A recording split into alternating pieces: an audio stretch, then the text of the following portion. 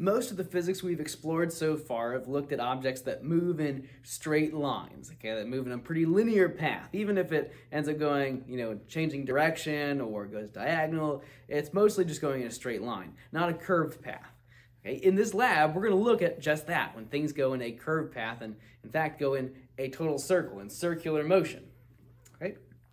So, what causes objects to move in a circle is centripetal force, and it can be caused by a couple different things.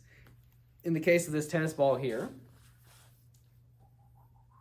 this moves in a circle because of the tension force in this string. Okay? The ball is trying to move in the direction that I start moving it in. So if I try to move it outwards like this, okay, I'm trying to move it forward, and it's going to try and stay moving forward. But you'll notice when I stop here, okay, the ball doesn't just like dead stop. It kind of continues to try to move forwards, okay?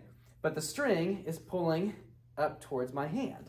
So if I stop moving and the ball keeps going, it kind of angles a little bit. It kind of curves, like it's going like a quarter of a circle, like this, okay?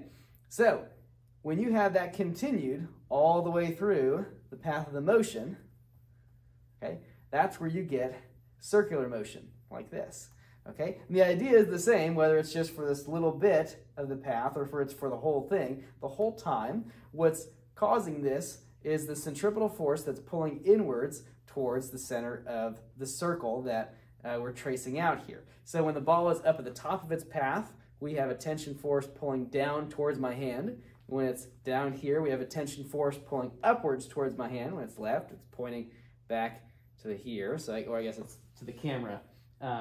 It's to the right, so the tension force is pointing left.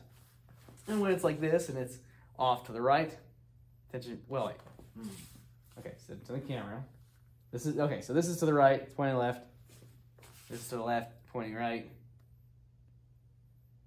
Right, okay, sorry. I get my left and rights confused sometimes.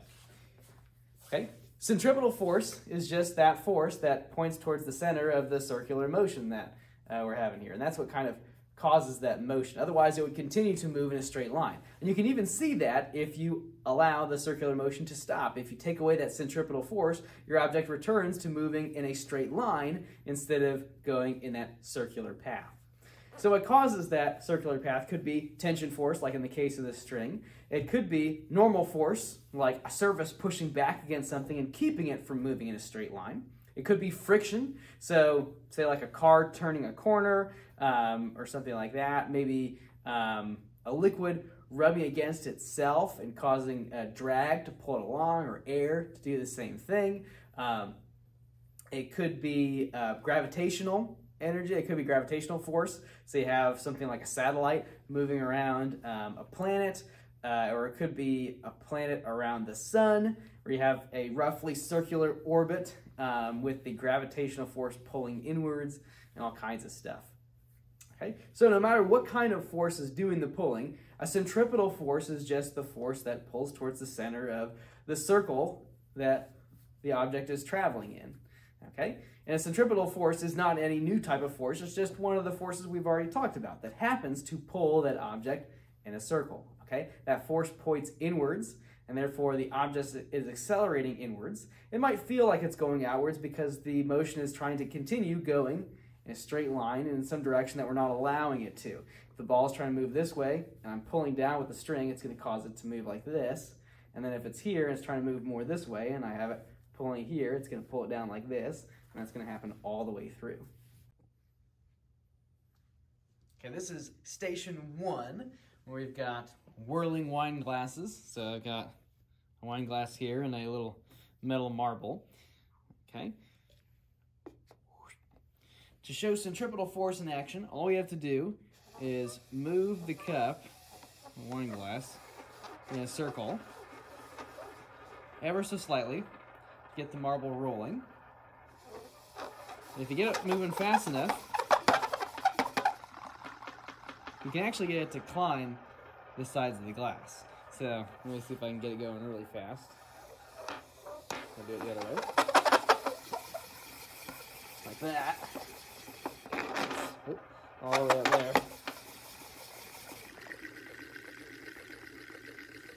It's like it's defying gravity.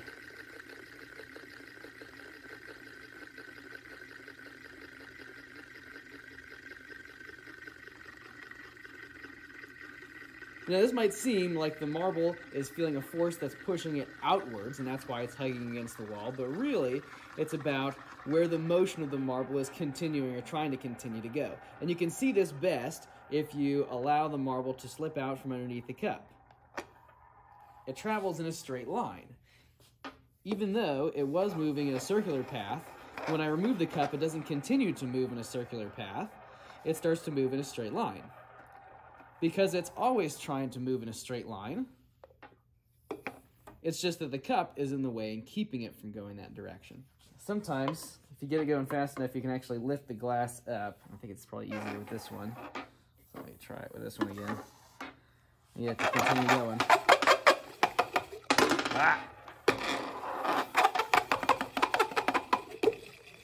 Yeah, like that. You get it to again, continue going for a while until I drop it.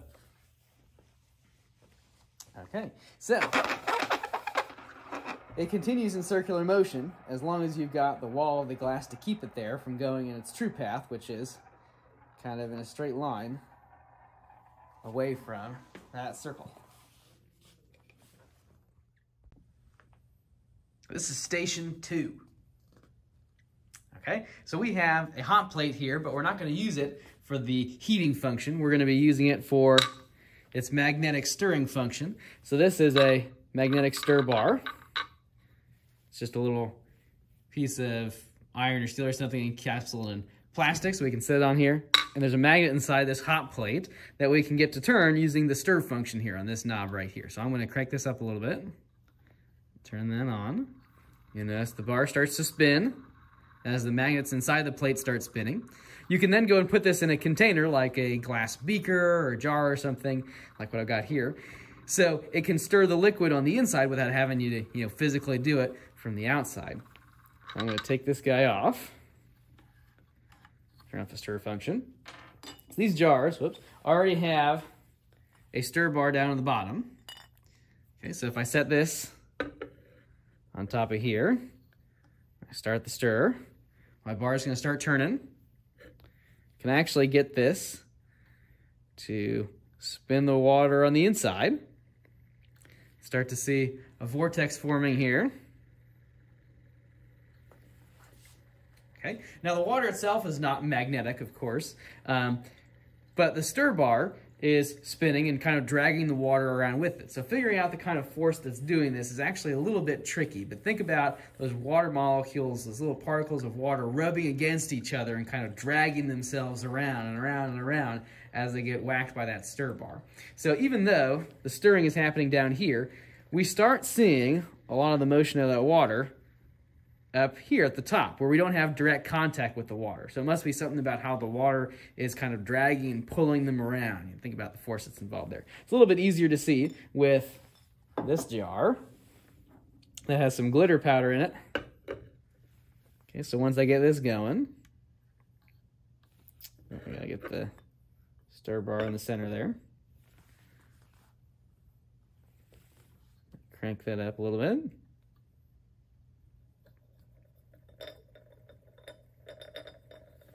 There it goes. So it's harder to see the vortex in the center, but what you can see a lot better with this one is how the water is moving and the liquid is moving with the glitter powder on the inside. Okay. You can also better see once you turn it off that the liquid still continues to move. Even once the surface kind of becomes flat and it stops, kind of swirling down the middle, you can still see the motion of the water going around and around in that circle. It's still kind of carrying that motion. That water has started in motion, now continues in motion until it has a reason not to. Eventually it will slow down, and so you might think about what causes it to slow down and what causes it to start moving in the first place, and they might be kind of related. All right, this is station 3. So we have a bucket of pennies here. Okay, they're not like glued in there or anything. Okay, we're going to use a trick with centripetal force here. So if I get this spinning fast enough, I'm going to bring the bucket of pennies over my head so that the bucket is upside down, but the pennies aren't going to spill out. Okay? So I'm going to give it a spin like that. Okay, as long as you're going fast enough, the pennies won't come out. Now, of course, if I stop like midway through and the bucket was upside down, of course the pennies are going to spill out all over my head, and it's going to be a big mess. I'm going to have to clean it all up. Okay? But as long as I keep it going fast enough, they're not going anywhere. Okay? Now, I can even get them going around side to side like this, and still they're not going anywhere. They're like surprisingly still.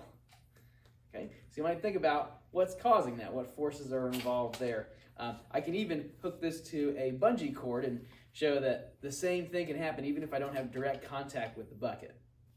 Okay, so now I've got my bucket hooked to this bungee cord here. So same kind of thing. I'm going to give it a swing. Except this time I'm going to use the bungee cord as my kind of connection to the bucket.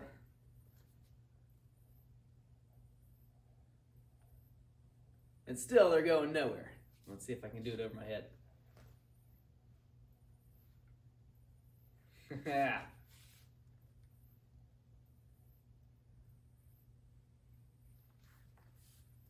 No pennies spilled. Okay, this is station 4. Okay, I've got a tennis ball here. Okay, and it's attached to a string. So I can get it to move just by giving it a swing. Okay, if I kind of hold it loose, I can get it going faster and faster and get it to a wider and wider circle. Okay, or I can restrict it. It ends up going faster when I get it to a smaller radius. Okay, I can swing it to my side. I can swing it overhead. Okay, and I don't have to be in direct contact with the ball to get it to move in a circle. I don't have to actually grab it and do it like this. I can use the string here. So there's a force at play where I can control how the ball moves and apply a force to it without having to physically grab the ball and move it myself. So think about what force is involved in the string here, whether it's going side to side or whether it is going above my head in a circle like this. Okay? Now, you can tell that the ball is not actually being forced outwards and more like it's going in a straight line, but being pulled towards the center of the circle that I make. So there's a force going towards the center of my hand, even though it might feel like the ball is trying to travel outwards. So like if it's going to force inwards based on the string from where my hand is, okay, and the motion of the ball is going upwards. So if I can perfectly release the ball when it is perpendicular to kind of where I'm going, and it's going to be parallel to the floor, so like there, then I should see the motion of the ball go straight upwards. Okay, kind of like moving the marble around in the wine glass. So let's see if I can do it.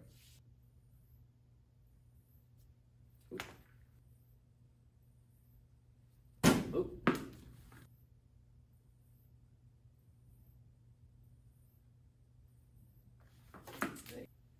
If I'm spinning it like this, when I stop it right there at the bottom, it should just go straight towards the camera. So let's see if I can get that one to work.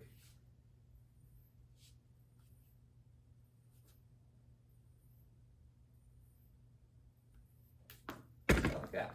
Ooh, I actually hit the camera. This is station 5. This is the Centripetal spinner. Pretty simple toy. It's got these different colored ribbons on it that kind of glitter in different colors. Now when I spin this down here at the bottom of this little rod, I just roll my fingers back and forth here. I can get the ribbons to twirl, but I can also get this platform down here to move a little bit. So if I spin this fast enough,